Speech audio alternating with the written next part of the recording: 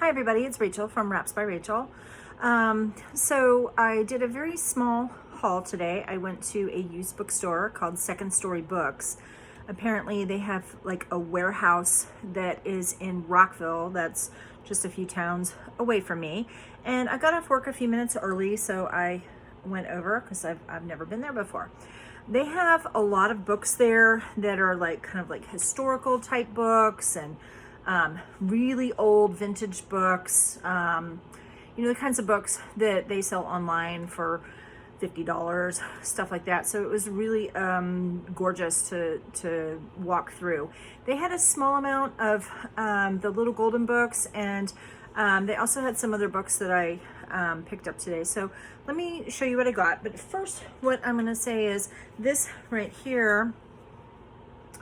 So this Blue Book of Fairy Tales, it is originally a 25-cent book. It is from 1959. This is something that I have in my collection, and I probably will never cut this particular book up because it is so aged. And if I kind of open it up here, I mean, you can just see that the pages are just like practically tan.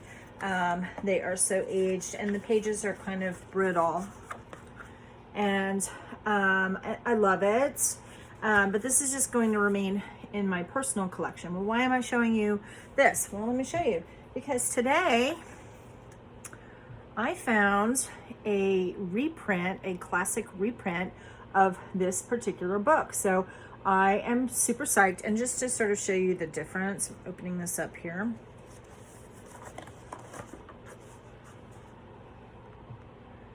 You can really see the difference in just the quality of the paper. So this book I will use to make journals and ephemera, and the other one I'm just going to keep in my personal little collection. So I'm going to go ahead and show you the other things that I got today. And I'm just kind of putting this down and making sure everything is in frame. So as I said, I got the Blue Book of Fairy Tales, and what was kind of cool is that the Second Story Books, I guess a lot of people have gotten rid of books, sold books.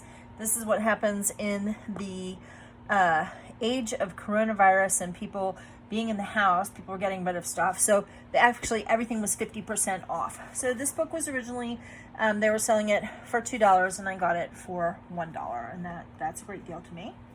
I got this adorable little kind of more classic version of Disney's Bambi, and this is copyright 1941, but it looks like they renewed it in 1948, so I'm not sure exactly when this particular book was printed. It doesn't really say the price of the book, but I'm guessing probably like early 70s or something like that. This is probably like a 20th generation copy, but it's adorable and I love it. This is really cool. This was originally a 29-cent book. This is the first golden geography book, and I just flipped through it in the store just to make sure it wasn't like super ripped up or anything. I love this artwork here. I love the desert. I love this volcano. I love this this rainbow. I just love this. As you can see, the little golden spine is kind of coming up. Yeah, so this stuff was originally marked as a $3 book. I got it for $1.50, and this says copyright 1955. So it just has really, really cool illustrations, and this would be perfect for somebody who is like really like a geography type person, somebody who just really kind of appreciates vintage stuff. It doesn't seem to, I'm flipping through it. Sometimes when you get a vintage book, you get a little bit of vintage racism, and I am perfectly delighted to say that there is no racism in this book because I just flipped through it, and that's awesome. Okay, so then we have this cute little My Puppy. I mean, look at how adorable that is, that little boy and that cutie pie puppy. Eloise Wilkin, she did things like my little book about God and a bunch of other little golden books. She did the artwork, and she has a very distinct style, particularly for the eyes and the faces. But I look at these chunky little fingers. I mean, just so precious. So I got this one, and it was reissued on the 50th anniversary of Little Golden Books. So this book is it's not vintage, but it's just a reprint. Okay, well, this book clearly is vintage. Was originally a 29-cent book, Romper Room exercise book, physical fitness for boys and girls. I adore this. Has like a green inside, and I'll be honest, this is the first time I've seen like a green inside. And you can see that the back cover is really very different from a lot of the golden books that are out there. So this is one of the original golden books, and that is pretty neat in and of itself. I am going to completely I'm going to put my shiny face here in front of the camera. Hello. Hi. So I am 51 years old. I have no problem in saying that. I just turned 51 back in June.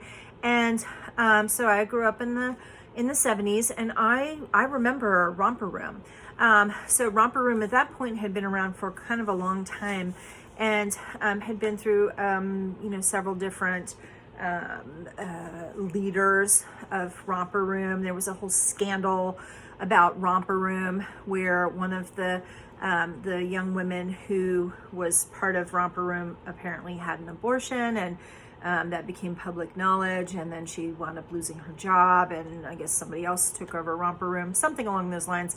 But it was a huge scandal back then. But I remember watching Romper Room. I don't remember watching Romper Room typically, but when we would travel to the Boston area to visit my grandparents, the PBS there did carry Romper Room. So it was kind of cool when I would go to visit my grandparents, I would watch Romper Room. And at the very end of Romper Room, they would sort of do this sort of like magic mirror on the wall. Oh, I see little Kathy, and I see Michael, and I see Anna, and they would just say all of these names, and then they would say, and I see you. Well, I remember as being a little girl, just always being so like crazy disappointed that they never said the name Rachel. That broke my heart. I mean, I knew that they saw me, and I believed in the magic mirror where the woman could see all the little children watching, and and she's like, oh, and I see you, and ooh, and there's little Kevin and things like that. She never said the name Rachel. She never said Tori, who's my sister. She might have said Adam, that's my youngest brother. But no, never said Rachel. So yeah, that was just heartbreaking to me. Anyhow, so I'm gonna go back to my little haul here. Okay, so putting the camera back down. These other two things that I got are not golden books, but they are really super crazy cool, and I'm just gonna bring this up to the camera. So we have the Victoria and Albert color books, COLOUR, so printed in England. They're ornate wallpapers. And this is just a really pretty little book. I'm not sure if I have the heart to cut this up, but because it is really, really pretty. And I'm just kind of coming here. It is copyright, first printing 1983, and third impression August 1987. And this book, they talk about kind of just the history of wallpaper. Who knew wallpaper was so fascinating? There's like 4 or 5 pages here about the history of wallpaper.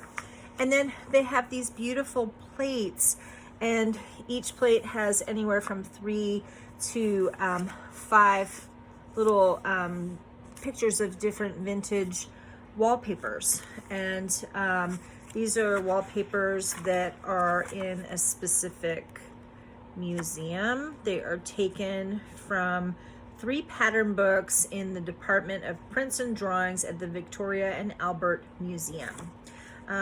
And so these, I mean, these are really, really beautiful. And this is like kind of like almost like a coffee stain type one. I mean, who knew that coffee staining, that kind of look would have been popular back then in like the late 1800s, early 1900s. But I mean, I'm just kind of flipping through various pages here. These are just really, really pretty. 1852. So, I mean, these could be on, you know, wallpaper has kind of fallen out of fashion, but these designs, they don't look like dowdy or stuffy or, you know, ugly or anything like that. They're just really, really pretty. And I love this book. So who knows what I'm going to do with it, but I love finding little treasures like that. And then the last thing I got, here's the receipt. I apparently paid $15.37 for all of these various books. So we have the Peterson's Field Guide series, Field Guide to Wildflowers, and there are 1,300 plus illustrations that are in here. And if it just kind of randomly opens, so most of these illustrations are black and white. These are really quite beautiful. And what's kind of cool, the way that they've done this, they have divided the flowers up into colors. So I guess if you were, you know, out in the field, and so yellow, 5 petals, paired or whorled leaves, yellow loose stripes, and then you can try and find the actual. So here's yellow with 4 petals and terminal clusters, a whole lot of yellow. There are some color plates that are in here, but most of this is black and white. And this is just really, really beautiful to me. And I am definitely going to utilize this for junk journals. And if I find another copy of this, apparently, I'm not sure what number 17. Oh, there's, here we go. There is a list on the back of the different field guide series, and somebody had put little check marks because I guess, you know, what do they have, what do they not have, you know, that's pretty cool. So this one starts with number 1, and then there's like 1R. Not sure what that means, but these are the books that I got today. So anyhow, I'm gonna come back and put my shiny little face back in the camera here. Hello. So, you know, keep your eyes open. If, you know, I'm a big believer in keeping things local money for local people, support local businesses.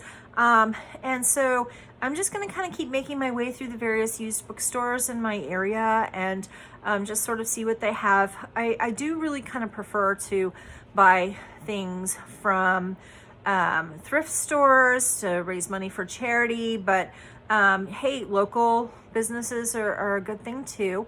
They will be a little bit more expensive buying them that way, but you get a lot more variety. And just still looking for that Edith Holden book. Anyhow, hopefully have a great day. All right, thanks. Bye.